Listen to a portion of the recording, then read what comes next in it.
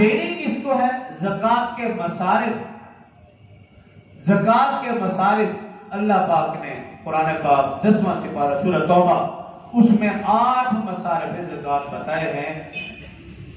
انما الصدقات للفقراء والمساکین والعاملین علیہا والمؤلفۃ قلوبهم وفی الرقاب والغارمین وفی سبیل اللہ وابن السبیل فریضۃ من اللہ۔ یہ اللہ کی طرف سے فرض ہے کہ ان 8 مصارف کو ہم زکات دیں، اس کے علاوہ باقی گناہ ہے۔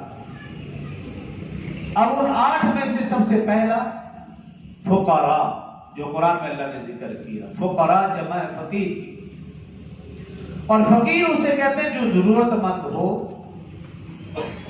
اور ضرورت مند ہونے کے ساتھ ساتھ وہ ہاتھ بھی پھیلائے، مانگے لوگوں سے، فقیر اسے کہتے ہیں۔ تو جو شخص فقیر ہے اور وہ مانگتا ہے، تو اگر کوئی شخص سمجھتا ہے کہ میرے اوپر زکات بنتی ہے، وہ اس کو دے سکتا ہے۔ اس میں 2 باتوں کا خیال رکھیں۔ ایک تو یہ کہ اگر وہ یہ سمجھتا ہے کہ مجھے شک ہے کہ یہ پیشہ ور ہے، جیسے کہ آپ دیکھتے ہیں کہ کافی سارے لوگ ایسے ہیں جو مانگتے ہیں، لیکن اگر بیک گراؤنڈ دیکھا جائے ان کا بنگلہ ہے، کوٹھی ہے، کار ہے، ایسے کئی لوگ پکڑے۔ تو اگر کوئی شخص سمجھتا ہے کہ مجھے شک ہے کہ یہ شخص صحیح معنوں میں فقیر نہیں ہے، تو وہ اس شک کی بنا پر اس کو چھوڑ دے، بس نہ دے، بات ختم۔ ایسا نہیں کہ اس سے پوچھنا شروع کر دے، اس سے نہیں پوچھنا، اس کو اس کے ہاتھ میں چھوڑ دے، وہ جانے اور اللہ آ جاتے ہیں۔ نہ اس سے جھگڑنا ہے، نہ اس سے پوچھنا ہے، نہ ہی کوئی انفارمیشن لینی ہے۔ ایک تو اس بات کا کیا۔ دوسرا یہ کہ اکثر اوقات ہماری مسجد میں یہ تو معاملہ روزانہ کا ہے، نمازوں میں آتے ہیں مانگنے کے لیے، اگر دروازے پر ہیں تو ٹھیک ہے لگے رہیں، بعض اوقات مسجد کے اندر آ کر اعلان کرتے ہیں، تو یہ غلط بات ہے، تو اس کو اعلان نہیں کرنا چاہیے۔ اس نے تو چلو غلط کیا ہی کیا، پھر ہمارے نمازی جو غلطی کرتے ہیں وہ ان سے بڑی غلطی ہے کہ سب کے سامنے اور اس کی عزت نفس کو مجروح کرنا، یہ اس سے بڑا جرم ہے۔ اس نے جو غلطی کی اس کو اس کے ہاتھ میں چھوڑ دیں، اس کو کچھ بھی نہ کہا، وَأَمَّا السَّائِلَ فَلَا تَنْهَرْ۔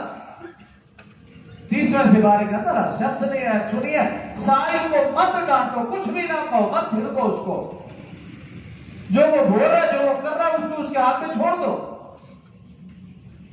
اس نے تو غلط کام کیا ہی تھا کہ مسجد میں اللہ سے مانگنے کی بجائے اس نے لوگوں سے مانگا، اور وہ بھی اپنی ذات کے لیے۔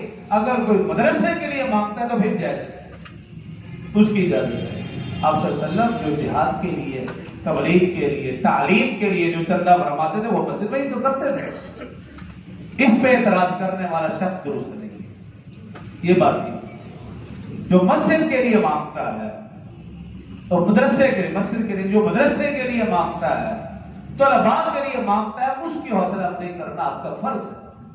اس کے اوپر اعتراض کرنے والا شخص درست نہیں ہے۔ کوئی ذات کے لیے مانگتا ہے تو اس کا مانگنا یہ غلط عمل ہے، لیکن اگر اس کو ہم سب کے سامنے روک دیں، ٹوک دیں، ڈانٹ دیں، ہم نے اس سے بڑا جرم کیا ہے۔ وَأَمَّا السَّائِلَ فَلَا تَنْهَرْ، اس آیت کو بار بار یاد رکھو اور پڑھتے رہو۔ اگر کوئی شخص سمجھتا ہے کہ یہ شخص پھر بھی بولے ہی جا رہا ہے، اس کو اشارے سے کہے کہ آپ وہاں تشریف رکھیں، ادب کے دائرے میں رہیں۔ تو فقیر جو زکات کا مستحق ہے، اس کو یہ پہلا مسئلہ ہے، انما الصدقات للفقراء۔ اور دوسرا نمبر ہے مساکین۔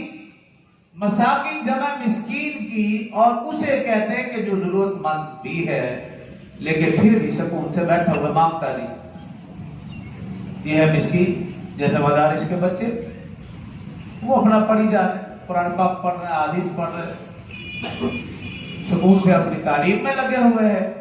اب ہماری ذمہ داری بنتی ہے کہ وہ جہاں کہیں بھی مدرسے میں تعلیم حاصل کر رہے ہیں، ہم ان تک ان کی ضروریات کو پہنچائیں، نہ یہ کہ میں اور آپ بھی سکون سے بیٹھ جائیں اور اپنی جیب پر ہاتھ رکھ لے، ان تک پہنچائیں ہی نہ۔ اگر وہ سکون سے اللہ رسول کی تعلیم حاصل کر رہے ہیں تو ہمیں سکون سے نہیں بیٹھنا چاہیے جب تک ان کی ضروریات پوری نہ ہو جائے۔ ان کی ضروریات کو پورا کرنا ہمارا فرض ہے، کیوں ان کہ وہ یہاں آ کر اعلان کریں. یہ ایسی نوبت کیوں آئی؟ اس وجہ سے یہی کہ میں نے اور آپ نے ان کی ضروریات کا خیال نہیں کیا. میں اور آپ چل کر نہیں گئے تبھی وہ چل کر آئے، اور ان کا چل کر آنا ہمارے لیے سمالیہ نشان ہے اللہ اور اللہ کے رسول کے ہاتھ. تو یہ دوسرا مسئلہ ہے مساکین. اور تیسرا مسئلہ ہے عاملین. زکات لینے کے لیے جو لوگ آئیں، یعنی زکات کا عملہ سرکاری طور پر ہے تو پھر اس کو نہیں دے سکتے، کیونکہ جو سرکاری طور پر اس کام کے لیے لگے ہوئے ہیں ان کی اپنی تنخواہیں ٹھیک ٹھاک ہوتی ہیں. لیکن جب وہ زکات کسی اور کے لیے لینے کے لیے تو پھر ٹھیک ہے. یا سرکاری عملے سے ہٹ کر دوسرے محلے کی سطح پر لوگ ہوتے ہیں تو اگر وہ خود بھی مستحق ہیں اس کو بھی زکات دے سکتے ہیں. اور چوتھا نمبر ہے مؤلفۃ قلوبہم. نو مسلم. ایک شخص کرسچن تھا، اللہ نے اس کو ایمان کی دولت سے مالا مال فرمایا. آپ سمجھتے ہیں کہ جب وہ شخص کلمہ پڑھے گا اس کا خطہ قبیلہ برادری والے اس کے ساتھ کیا کریں گے؟ ظاہر اس کو نکال دیں گے بھی جاؤ تم اپنا کام کرو. پھر اب اس کو گھر بار کی ضرورت ہے، کاروبار کی ضرورت ہے، کام کاج کی ضرورت ہے. اگر مسلمان اس کی امداد نہیں کریں گے تو پھر کون کرے گا؟ تو نو مسلم کو اس سلسلے میں ہماری اس مسجد کے جو سرپرست ہیں، استاد بزرگ ولی کامل حضرت مفتی حسن صاحب دامت فیوزہم، انہوں نے بھی ایک باقاعدہ ادارہ بنا رکھا ہے نو مسلموں کے لیے. تو ان کی شبان ختم نبوت اور اس سلسلے میں کبھی کبھار ادھر آتے ہیں لوگ، تو نہیں بھی آتے تو کسی نہ کسی طرح معلومات لے کر ان تک زکات کو پہنچانا یہ آپ کی ذمہ داری میں شامل ہے، تاکہ جو نو مسلم ہو ان کی حوصلہ افزائی ہو سکے. اور اگلا نمبر ہے وفی الرقاب. پہلے غلام ہوا کرتے تھے، ان کو آزاد کروایا جاتا تھا زکات کے پیسوں سے. اب وہ چونکہ غلام والا سسٹم نہیں ہے، اب اس سے مراد ہے وہ مسلمان جو بے گناہ قید میں ہو اور اس کے پاس پیسے نہ ہو رہائی کے لیے، تو زکات کے پیسوں سے اس کو رہا کروایا جا سکتا ہے. اور اگلا نمبر ہے غارمین. مقروض.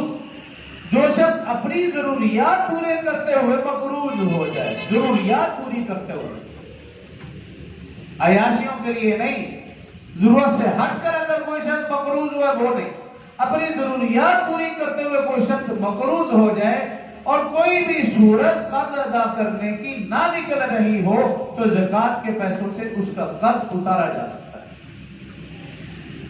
اور ساتواں نمبر ہے وفی سبیل اللہ. جو اللہ کے راستے میں ہو، تعلیم کی صورت میں ہو، تبلیغ کی صورت میں ہو، جہاد کی صورت میں ہو، کسی بھی صورت میں ہو، اللہ کی راہ میں لگے ہوئے ہوں اور ان کے پاس روپے پیسہ نہ ہو ضروریات پوری کرنے کے لیے، تو زکات کے پیسوں سے ان کی امداد کی جا سکتی ہے. اور آٹھواں نمبر ہے وابن السبیل. مسافر.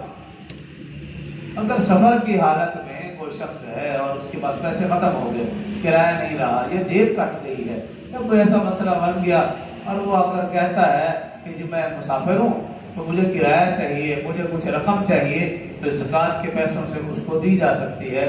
لیکن بات وہی ہے کہ تسلی کر کے کہیں یہ پیشہ ور کرے. تسلی کے لیے کئی مؤدب طریقے ہیں. بے ادبی پہ ضرور اترنا ہے، زبان درازی کی طرف ضرور جانا ہے، اور اگر وہ بھی آپ دینا چاہتے ہیں تو تھوڑی سی تسلی کر لیں. اگر نہیں دینا چاہتے تو پھر پوچھے ہی نہ اس کو. اس کا اب پوچھتے بھی وہی لوگ ہیں جو دیتے ہی نہیں. وہ پوچھتے ہیں بھی تو باقی مسافر ہو یا بہانہ بنا رکھا ہے کہ دینا ہے نہیں دینا اس کو اس کے ہاتھ میں چھوڑ دیتے، اس پر اس سے بد تحقیق کرنے میں لگتے. یہ 8 مسائل میں زکات ہیں جن کو ہم زکات